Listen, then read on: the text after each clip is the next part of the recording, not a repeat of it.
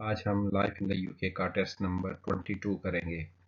और आपको सबको पता ही है कि ये life in the UK test जो है ये आईएलआर और ब्रिटिश सिटीजनशिप की एप्लीकेशंस के लिए चाहिए होता है। मैं एक बार फिर थोड़ा सा ब्रीफली बता देता हूँ कि अगर आपने आईएलआर के लिए अप्लाई करना है तो आपको लाइफ इन द यूके का टेस्ट और B1 टेस्ट चाहिए। B1 के अलावा और कुछ टेस्ट हैं जो कि मैंने अपनी पिछली वीडियोस में बताए हुए हैं, लेकिन किसी भी सूरत में ई सोल का कोई भी लेवल 1 2 3 ई सोल नहीं चलता। सो आपको ट्रिनिटी कॉलेज का B1 और लाइफ इन द यूके का टेस्ट करना है। अच्छा, अगर आपने आईएलआर के लिए ये दोनों टेस्ट कर लिए तो फिर आपको ब्रिटिश सिटीजनशिप के वक्त दोबारा नहीं करने पड़ेंगे, क्योंकि ये वैलिड होते हैं। ठीक है, तो आइए अभी ज़रा इसको देखते हैं कि ये क्या चीज़ है।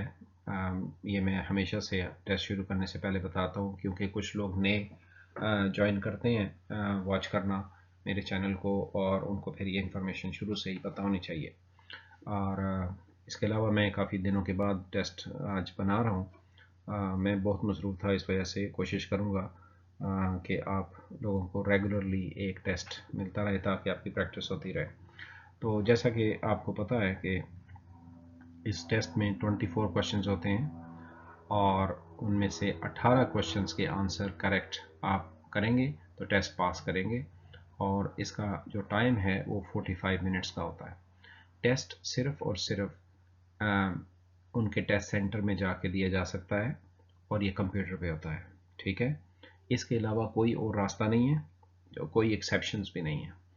तो ये सबको यही करना होगा। कोई अगर ये कहे कि मुझे कंप्यूटर इस्तेमाल करना नहीं आता या इंग्लिश नहीं पढ़नी आती, तो ये इनकी रिक्वायरमेंट है, इस पर कोई किसी किस्म का वो नरमी नहीं है, तो आपको ये करना होगा। तो आइए अब हम क्वेश्चन देखते हैं वन बाय वन। सारे क्वेश्चंस को 24 के 24 क्वेश्चंस को देखेंगे और कैसे करना होता है वो भी मैं आपको कोशिश करता हूँ कि एक्सप्लेन करूँ। क्वेश्चन नंबर 1 है कि which hill forts from the iron age can be seen in the county of Dorset. तो क्वेश्चन का मीनिंग ये है कि डॉर्सेट जो काउंटी है उसमें आयरन एज के ज़माने का कौन सा हिल फोर्ट आज भी मौजूद है, देखा जा सकता है। सो ये कुछ नाम है, तो इनमें से हमारा जो करेक्ट ऑप्शन है वो है मेडन कासल। सो मेडन कासल जो है वो डॉर्सेट में आयरन एज के ज़माने का बना हुआ एक कासल, यानी कि किला कह लें आप, वो है, अभी टूट फूट गया है लेकिन उसके आज भी रिमेन्स वहाँ पे मौजूद है।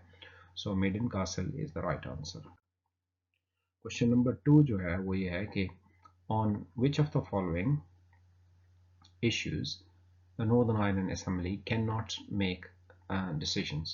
तो ये जो वर्ड कैन नॉट यहाँ पे लिखा हुआ है, ये आपने देखा होगा कि ये सारे कैपिटल लेटर्स हैं, तो इस पे एम्फेसाइज किया हुआ है, ये जोर दे के कहा गया हुआ है। तो इसको आपने देखना है कि ये कहने का, इसका क्वेश्चन का मीनिंग ये है कि जो नॉर्दर्न आयरलैंड की असेंबली है वो इन चार में से किस चीज़ के ऊपर कानून नहीं बना सकती। हेल्थ के ऊपर, एजुकेशन के ऊपर, इन्वायरमेंट के ऊपर या प्लानिंग के ऊपर। तो इसका जो करेक्ट आंसर है वो है प्लानिंग के ऊपर नहीं बना सकती। ठीक है, तो आप यूँ कह लें कि नॉर्दर्न आयरलैंड प्लान नहीं कर सकती कि वो प्लानिंग के ऊपर कोई बनाए। बाकी ये सारे हेल्थ एजुकेशन के वो बना सकते हैं, लेकिन प्लानिंग के ऊपर, प्लानिंग के लिए सेंट्रल गवर्नमेंट जो कि लंदन में पार्लियामेंट है वही बनाएगी। क्वेश्चन नंबर 3 है who was the first person to sail single-handed around the world in 1966-67। Question का मीनिंग यह है कि 1966 और 67 में कौन सा इन चार लोगों में से आदमी है जिसने अकेले पूरी दुनिया का कश्ती में, बोट के अंदर चक्कर लगाया। तो हमारे पास ये मुख्तलिफ नाम हैं, तो इनमें से हमारा जो करेक्ट आंसर है वो ये है सर फ्रांसिस चेस्टर। ये वो शख्स था जिसने अकेले में पूरे दुनिया का चक्कर लगाया एक बोट के अंदर। ओके, सो सिंगल हैंडेड। नेक्स्ट क्वेश्चन है, ये ट्रू फॉल्स में आता है। इन 1837 Queen Victoria became Queen of the UK at the age of 20. Okay so ये आपने क्वेश्चन याद रखना है, बड़ा इंपॉर्टेंट क्वेश्चन है। क्वेश्चन है कि 1837 में क्वीन विक्टोरिया जो है वो 20 साल की उम्र में क्वीन बनी। तो इसका एक हिंट मौजूद है यहाँ पे, ये बेसिकली रॉन्ग आंसर है, ये 20 साल में नहीं बनी। आप ये देख लें कि ये 1837 में है, तो क्वीन भी 18 साल की उम्र में ही बनी थी। ओके बस आपने ये याद रखना है कि 1837 में जो क्वीन बनी है, ओके वो विक्टोरिया ही है यूके की, तो 1837 में बनी है, तो वो 18 साल की उम्र में बनी है, ना कि 20 साल की उम्र में बनी है। तो इस तरह आपको ये याद रहना चाहिए। क्वेश्चन नंबर 5 है, who led the group of Catholics who tried to kill the Protestant king with a bomb in the Houses of Parliament in 1605?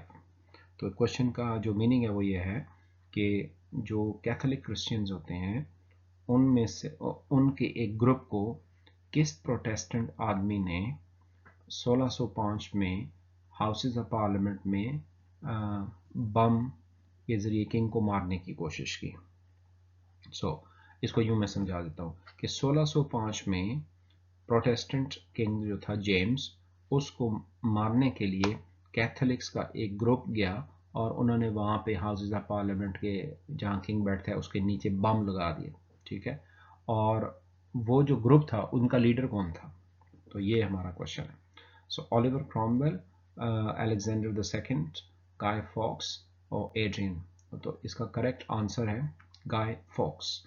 Okay ये वो दिन है ना जिस दिन वो पटाखे बजाते हैं और वो उसकी याद में कि वो बेसिकली बम फटा नहीं और किंग भी नहीं मरा। इसकी कोशिश थी बहरहाल। तो ये खुद कैथोलिक था और इसने एक ग्रुप ऑफ कैथोलिक्स को यहाँ पे कोशिश की कि उनके ज़रिए किंग को ही उड़ा दिया जाए। सो गाय फॉक्स जो है ये इसका आंसर है। नेक्स्ट क्वेश्चन है, which was the biggest source of employment in Britain before the 18th century?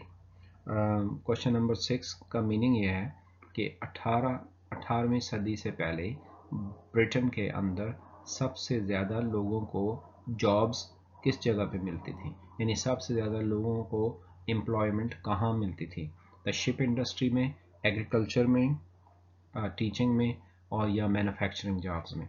तो आपको ये अंदाज़ा लगा लेना चाहिए कि 18वीं सदी तो बहुत पुरानी बात है, तो उन ज़मानों में ये शिप इंडस्ट्री भी इतनी ग्रो नहीं की हुई थी, टीचिंग तो उस ज़माने में भी इतनी नहीं थी, आज भी इतनी नहीं है।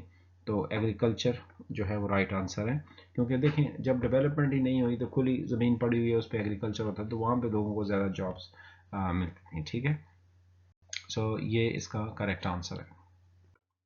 क्वेश्चन नंबर 7 है, in which city is the Scottish Parliament building, also known as Holyrood, located? तो इसका मतलब है कि जो स्कॉटलैंड की पार्लियामेंट जहाँ पे बैठती है उस पार्लियामेंट की जो बिल्डिंग है वो स्कॉटलैंड के किस शहर में है? तो ये तो बहुत ही आसान क्वेश्चन है, क्योंकि स्कॉटलैंड का कैपिटल कौन सा है आपने ये देखना है। तो स्कॉटलैंड के कैपिटल में ही उसकी पार्लियामेंट बैठती है। तो आपको ये 4 नाम याद रखने हैं कि इंग्लैंड का कैपिटल लंदन है, स्कॉटलैंड का कैपिटल एडिनबरा है, उसके बाद वेल्स का कैपिटल कार्डिफ है और नॉर्दर्न आयरलैंड का कैपिटल बेलफास्ट है। तो ये आपने देख लिया कि बेलफास्ट यहाँ लिखा हुआ है, लेकिन एडिनबरा जो है वो स्कॉटलैंड का कैपिटल है। तो गवर्नमेंट हमेशा कैपिटल में ही बैठती है, तो ये हमारा करेक्ट आंसर है। क्वेश्चन नंबर 8 जो है वो ये है, the UK continues to be a world leader in the development of manufacture of motorsport technology. जो स्टेटमेंट है उसका मीनिंग ये है कि यूके आज भी मोटर स्पोर्ट टेक्नोलॉजी में पूरी दुनिया में सबसे अच्छी गाड़ियां बनाती है, वर्ल्ड लीडर है। तो ये बात ट्रू है कि फॉल्स है? तो ये बिल्कुल सही है। फार्मूला 1 यहाँ पे रेस होती है, वो आपको पता ही है। Question number 9, Why was the Habeas Corpus Act of 1679 an important piece of legislation? ये बहुत बहुत इंपॉर्टेंट क्वेश्चन है, आपको याद रखना चाहिए कि ये क्वेश्चन आने के चांसेस बहुत ज़्यादा होते हैं। 1679 में हेबियस कॉर्पस एक्ट बना, ये एक कानून का नाम है, जैसे कानून बन जाता है कि ये इक्वालिटी सबको होनी चाहिए, या और इस तरह का कानून बन गया। तो ये कानून बन गया, तो ये क्यों बहुत ज़्यादा इम्पोर्टेंट था, इसमें क्या कहा गया था कि जिसकी वजह से ये बहुत इम्पोर्टेंट था कि it allowed people over 21 years old to vote. क्या इसमें उन 21 साल के और उनसे ऊपर लोगों को वोट देने की इजाज़त मिली। It guaranteed that no one could be held prisoner unlawfully. इस कानून के मुताबिक इस बात की गारंटी की गई कि किसी भी आदमी को बगैर किसी वजह के कैद नहीं किया जा सकता। It abolish slavery throughout the British empire. इसने पूरी ब्रिटिश एम्पायर में स्लेवरी को, गुलामी को ख़त्म कर दिया। It abolish number of taxes imported goods on the UK. या फिर इसने यूके की इम्पोर्टेड टैक्स गुड्स के ऊपर, चीज़ों के ऊपर टैक्स ख़त्म किया। तो इनमें से ये नंबर 2 जो है ये राइट आंसर है। It guaranteed that no one could be held prisoner unlawfully. ये इसमें ये बताया गया कि किसी भी शख्स को आप बगैर किसी वजह के गिरफ्तार नहीं कर सकते। ठीक है, ये नहीं है कि जिसको दिल के उठाया उठा के जेल में डाल दिया और बाद में फिर केस चलते रहे। नो, ऐसा नहीं हो सकता। तो जब तक कोई आदमी प्रूव नहीं होता कि वो गिल्टी है, उसको नहीं डाला जा सकता। ये इस वजह से बहुत इंपॉर्टेंट है। तो आपने ये 1679 हेबियस कॉर्पस एक्ट और ये आपने इसको याद रखना है। What British artist was awarded the Turner Prize? Question number 9 जो है ये बस आपको याद ही रखना होगा कि कौन सा ब्रिटिश आर्टिस्ट है जिसको टर्नर प्राइज़ मिला था। टर्नर प्राइज़ जो आर्टिस्ट, जो लोग पेंटर वगैरह आर्टिस्ट होते हैं, तो वो ये उनके लिए होता है। तो ब्रिटिश आर्टिस्ट जो है वो डेमियन हर्स्ट है जिसको ये प्राइज़ मिला था। ठीक है, तो ये हमारा करेक्ट आंसर हुआ। Next, how many members has the council of Europe? Okay, ये जो काउंसिल ऑफ यूरोप है इसके कितने मेंबर्स हैं? 15, 47, 190 और 5 हैं। तो आपको ये बात समझनी चाहिए, ये काउंसिल ऑफ यूरोप में अगर कंट्रीज ही 190 नहीं है तो वो कैसे 190 उसके मेंबर हो सकते हैं। 15 नहीं है, हमें पता है, 5 भी नहीं है, तो ये 47 है। तो 47 जो मेंबर्स हैं यूरोप, काउंसिल ऑफ यूरोप के मेंबर्स हैं। Next question, in the UK, members of parliament MPs are elected on the basis of, ये तो अभी ताज़ा ताज़ा इलेक्शन भी हुए, आपको भी पता होगा और आपने ये बात सुनी भी होगी कि पर्सनल अचीवमेंट्स की, अगर उनकी पर्सनल अचीवमेंट्स की बेस पे। ये तो बिल्कुल नॉनसेंस ऑप्शन है। Instant run off, first past the post, the candidate who gets the most votes और प्रोपोर्शनल रिप्रेजेंटेशन। तो इसका करेक्ट आंसर ये है first past the post. Okay, जिसने सबसे पहले ज़्यादा वोट ले लिए, जो सबसे ज़्यादा वोट लेता है उसको इलेक्ट कर लिया जाता है। तो ये इसका करेक्ट आंसर है।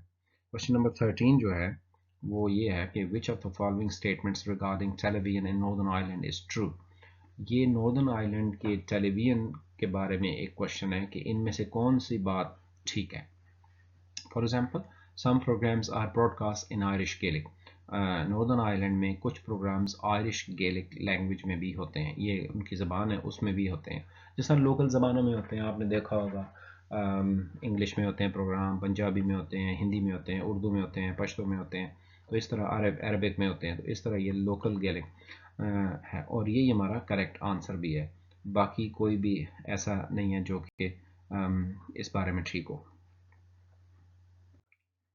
क्वेश्चन नंबर 14 है कि what was the population of UK in 1901?